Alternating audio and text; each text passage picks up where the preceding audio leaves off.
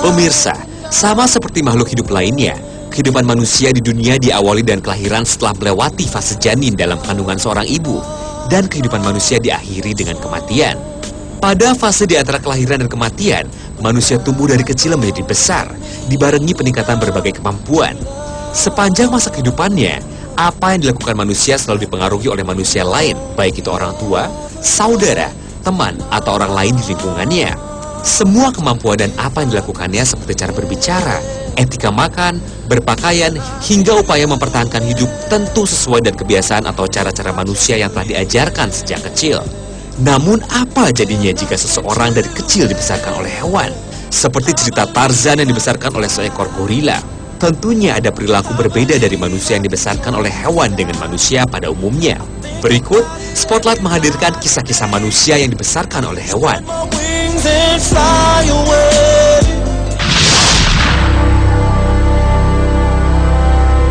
Kisah yang pertama adalah tentang seorang bocah bernama Oksana Malaya yang lahir 4 November 1983.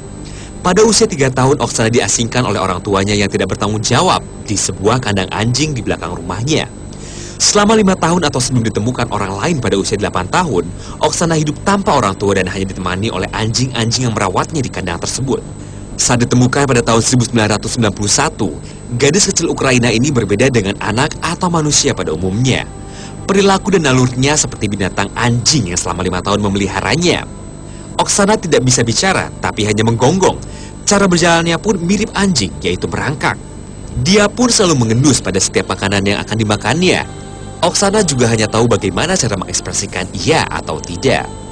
Akibat ikatan yang kuat dengan anjing-anjing yang memeliharanya, para dokter seperti yang disiarkan dalam acara dokumenter televisi di Inggris dan di Portugal mengatakan, Oksana akan sulit menjalani rehabilitasi untuk dikembalikan pada kehidupan normal. Pada tahun 2010, Oksana tinggal di sebuah rumah untuk penderita cacat mental dan membantu merawat sapi ternak. Pada sebuah kesempatan, ia pernah mengungkapkan bahwa dirinya lebih bahagia jika berada di antara anjing-anjing.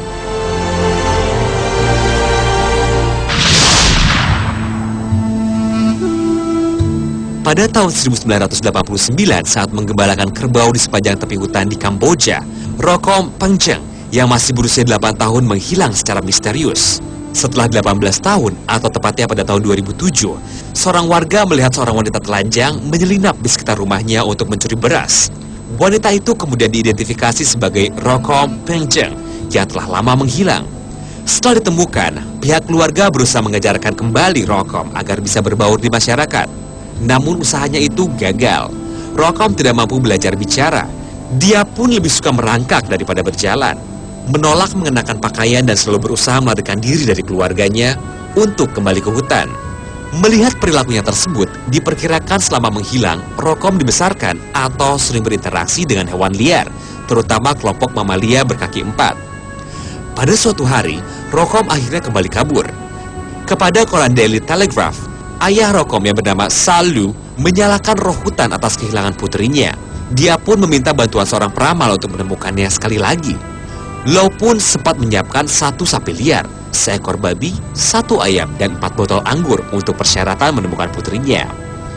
Ada beberapa orang yang meragukan jika gadis hutan itu adalah Rokom Pengjeng yang telah hilang sejak tahun 1989. Namun orang tuanya mengatakan jika perempuan itu adalah putri mereka karena ada bekas luka di lengan kanan.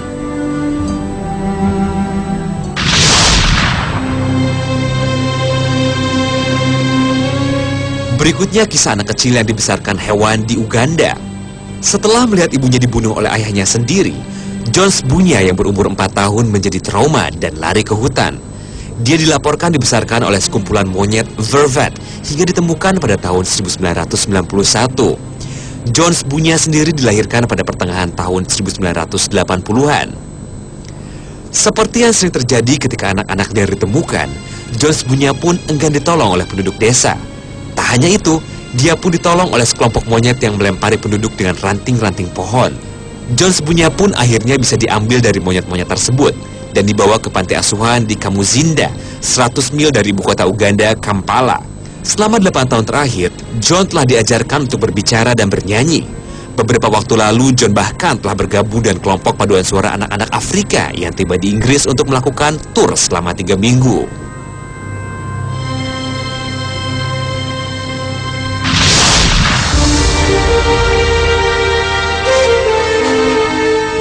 Mungkin, kisah berikut ini merupakan cerita yang paling terkenal di antara cerita tentang anak-anak liar yang hidup di hutan dan dibesarkan oleh binatang. Cerita tentang Victor of Aveyron bahkan dibuat filmnya dengan judul L'Enfant Sauvage. Meski asal-usulnya masih misteri, namun banyak yang percaya jika Victor menghabiskan masa kanak-kanaknya sendirian di hutan. Sosok Victor pertama kali diketahui masyarakat pada tahun 1797. Setelah beberapa kali menampakkan diri, Victor akhirnya muncul sendiri di dekat Saint-Sernin-sur-Ronge, Perancis pada tahun 1800. Victor kemudian menjadi objek penelitian para filsuf dan ilmuwan yang penasaran dengan asal-usul bahasa dan perilaku manusia. Saat itu usianya diperkirakan sudah mencapai 12 tahun. Kasus Victor dikerjakan oleh seorang dokter muda bernama Jean-Marc Gaspard Itard. Itard bekerja dengan Victor selama 5 tahun, dan Itard tertarik dalam menentukan apakah Victor bisa belajar atau tidak. Itard juga merancang prosedur untuk mengajarkan kata-kata serta merekam kemajuannya. Sejumlah studi pendidikan Itard tertunda hanya untuk membantu Victor kembali ke kehidupan sebagai manusia normal.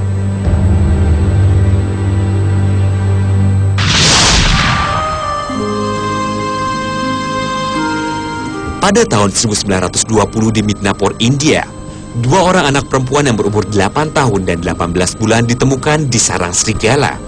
Kisah tersebut dipublikasikan pada tahun 1926 oleh pendeta Joseph Amrito Lalsi, yang mengatakan bahwa 2 gadis itu diberikan kepadanya oleh seorang pria yang tinggal di hutan dekat desa Godamuri di distrik Midnapore, sebelah barat Kalkuta.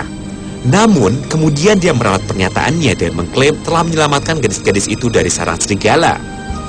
Seperti anak liar lainnya, Amala dan Kamala kesulitan beradaptasi, bahkan tidak ingin kembali ke kehidupan manusia normal. Mereka lebih senang berada di antara serigala-serigala yang telah membesarkan dan menjadi sahabatnya. Amala yang berusia lebih muda meninggal pada 21 September 1921 karena gagal ginjal. Sedangkan Kamala tetap dirawat oleh pendeta Singh hingga mampu menyebutkan beberapa kata. Kamala sempat menerima undangan dari Psychological Society di New York pada tahun 1928. Namun karena kondisi fisiknya terus melemah, Kamala tak mampu memenuhi undangan tersebut. Kamala akhirnya meninggal pada 14 November 1929 karena gagal ginjal juga.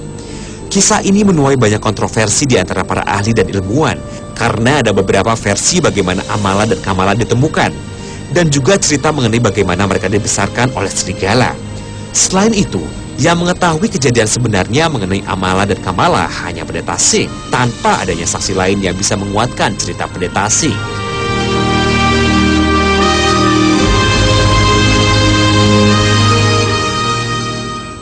Demikian kisah tentang anak-anak yang dibesarkan oleh binatang. Manusia sejatinya adalah makhluk yang sempurna. Kendati demikian, kesempurnaan yang dimiliki tidak datang dengan sendirinya, tapi dibentuk oleh manusia lain melalui sebuah hubungan sosial. The animal instinct in me, it's the animal.